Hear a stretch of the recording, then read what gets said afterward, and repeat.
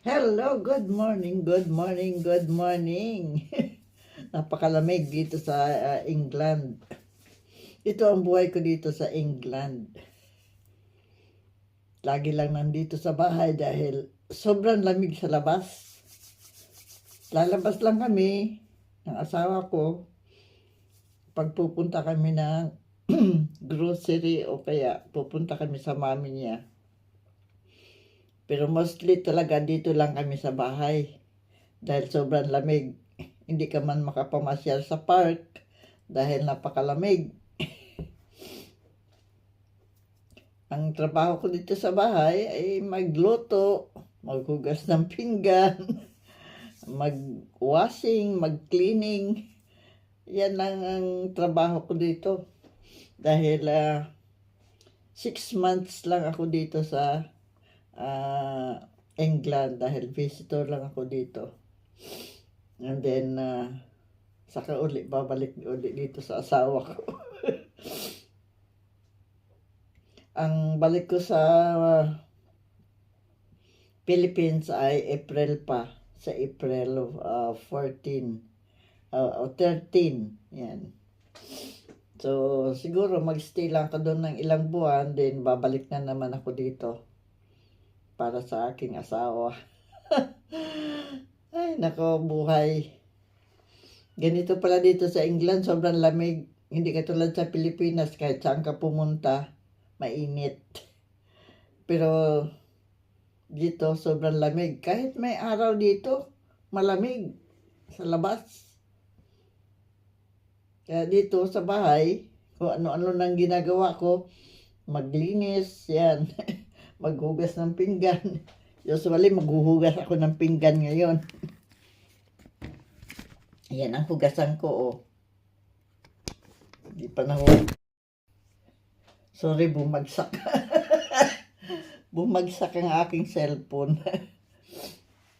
Maghuhugas ako ng pinggan na aming pinagkainan. Wala na.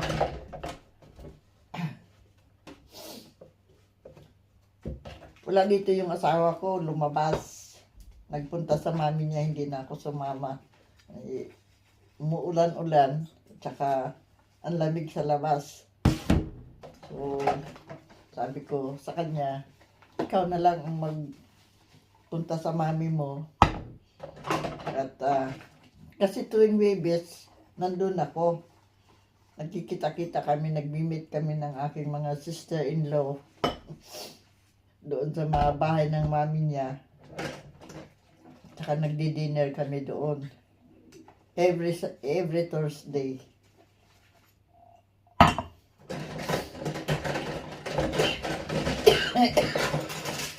Sa katunayan, sinisipon ako, inuubo. Sa sobrang lamig.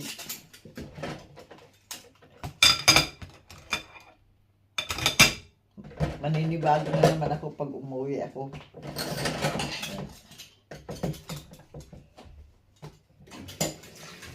Buti na lang yung ano dito, mainit yung tubig. Pwede ka maligo araw-araw kung gustuhin mo. Kasi mainit naman ang tubig. May heater kasi. Yun lang ang nakakaigi dito. Eh, kita mo naman, suot ko. Kapal. Dahil sa lamig. Hindi ko kaya sobrang lamig.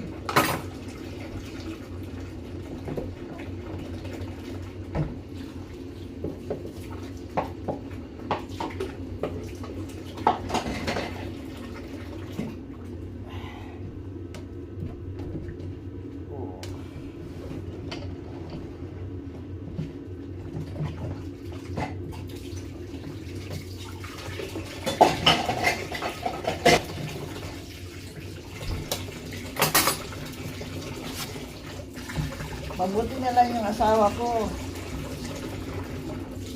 Kumakain siya ng pagkain Pinoy.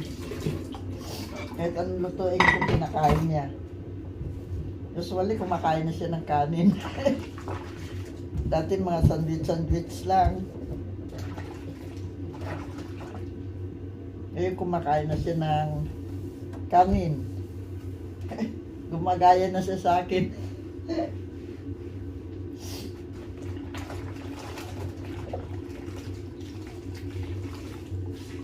Bukas kami mag-grocery. Lunes.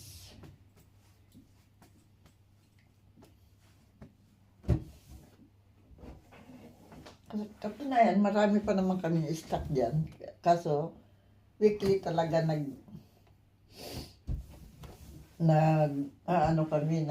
nag-grocery.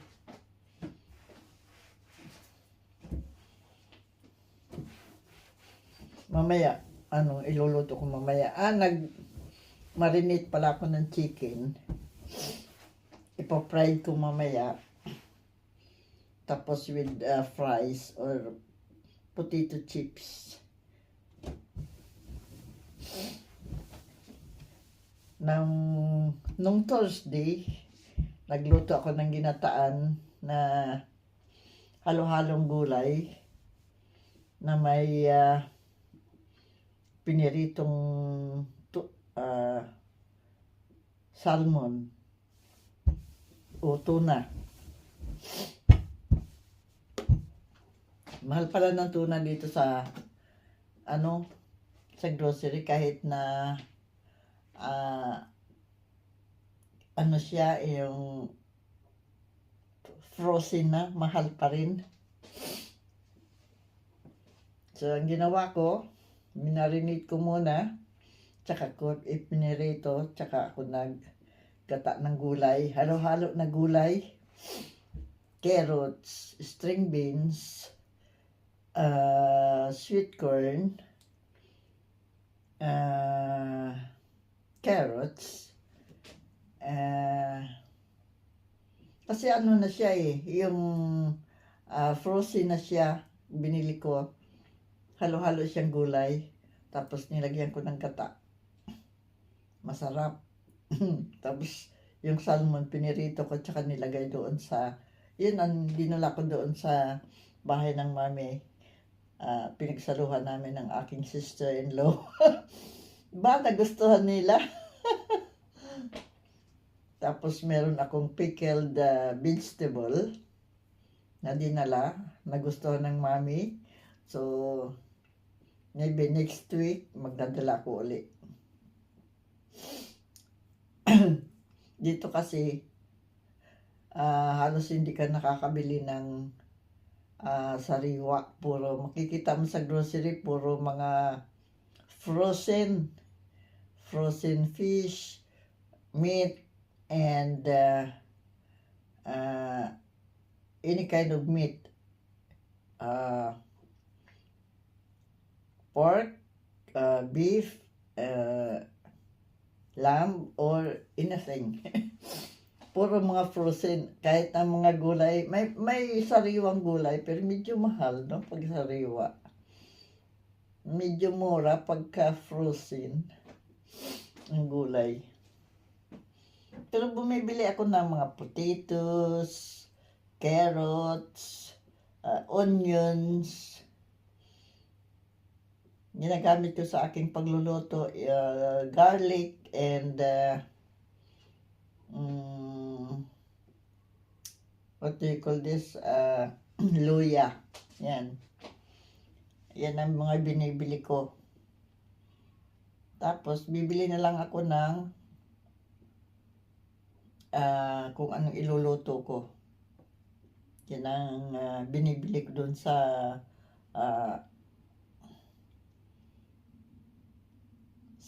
grocery. Kasi marami naman siyang stock dito na mga canned goods. So, yan, makikita nyo, marami siyang stock dito na canned goods. Yan. Papakita ko sa inyo aking mga condiments. Ginagamit ko sa aking pagluluto. Yan. Ito, binili niya yan para sa akin. Ito. Yan. At saka ito. See? Yan, mga binili niya sa akin. Yan. Gamit sa pagluluto.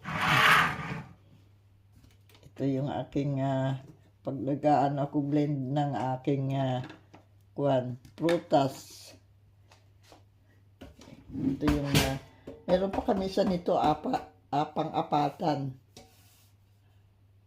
Ito dalawahan lang, yung isa apatan. So ito yung mga groceries niya, oh.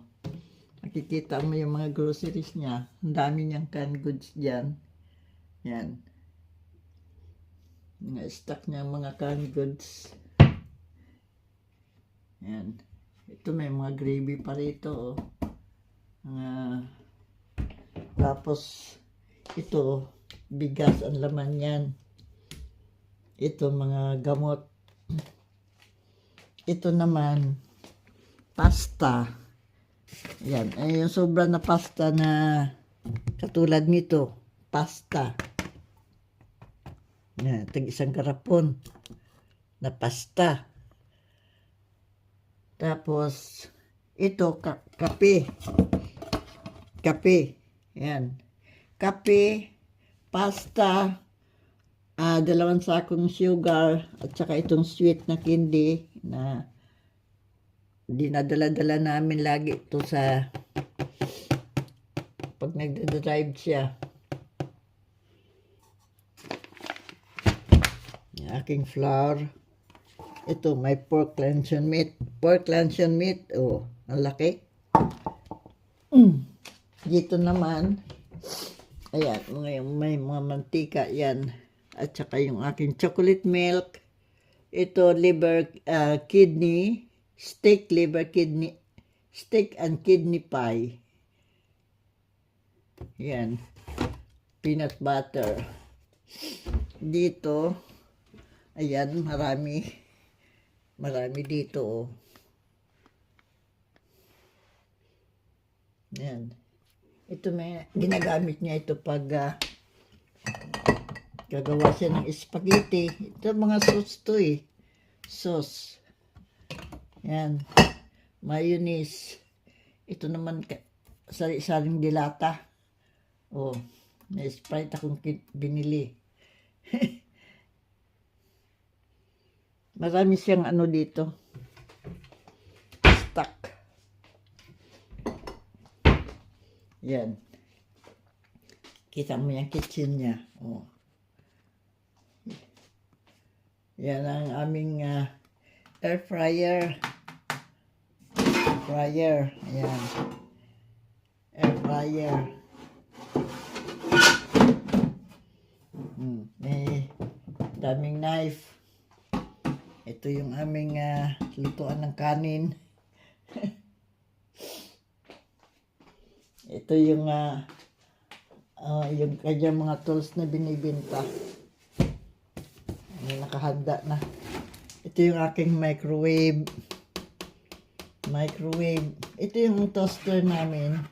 Pang-apatan na tinapay. Yung ginagamit ko dalawahan lang. Tapos meron din ditong boiled egg. So, marami kaming stock na pagkain dyan, oh, sa aming ref. Yan. Puno yan. Tsaka yan. Ubos ng aming kwan. Mga rolls dyan. Rolls pie. Ubos na.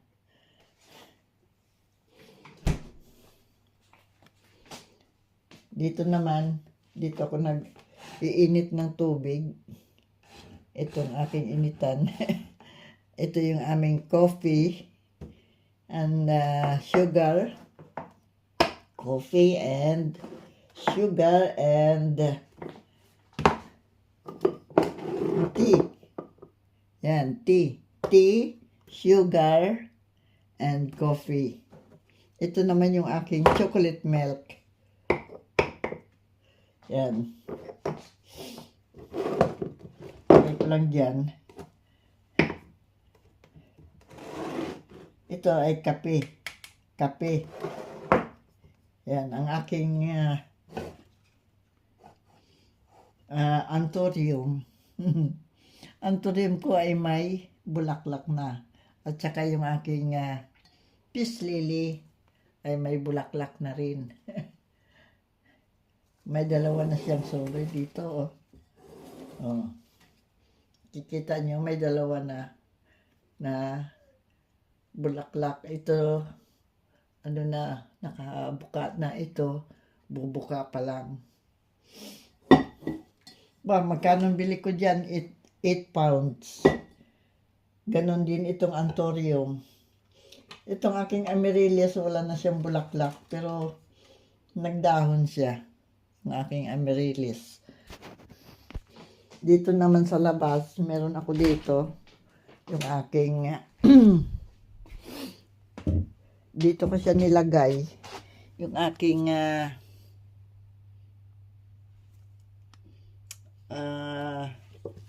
kalimutan ko. Poinsettia. Yan. Kasi naglalagas siya. Pag doon siya sa sala, naglalagas yung dahon. Siguro dahil sa heater. Ito yung Christmas ko. Christmas plant ko. Ito pa yung aking mga pinamiling sibuyas, carrots, yung aking garlic, sweet potato, at saka yung aking tawag nito, potatoes. Ito sweet potato. Yan ang mga ginagamit ko. Kasi ito dito, ano to rito, istaka ng kanyang mga gamit. Oh.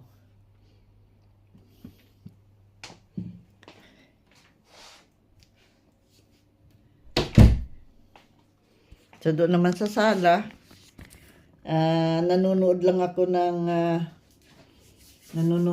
doon ng TV sa sala. Pag nandoon ako sa sala, maghapon ka doon, hanggang antukin ka, matutulog ka. Pagising mo, manood ka na naman ng TV. Yan ang buhay ko dito. Yan ang buhay ko dito sa England. Okay guys, thank you for watching. See you on my next video. Alam niyo na kung ano ang aking buhay dito sa England. Pero mahal na mahal ako ng aking mister. I love her family also kasi mahal nila ako eh. Yan ang masarap sa pakiramdam, yung mahal ka ng pamilya ng iyong asawa. I love them. They are good to me. Okay, see you. Bye. See you on my next video. Love you, love you. Love you all, my supporters.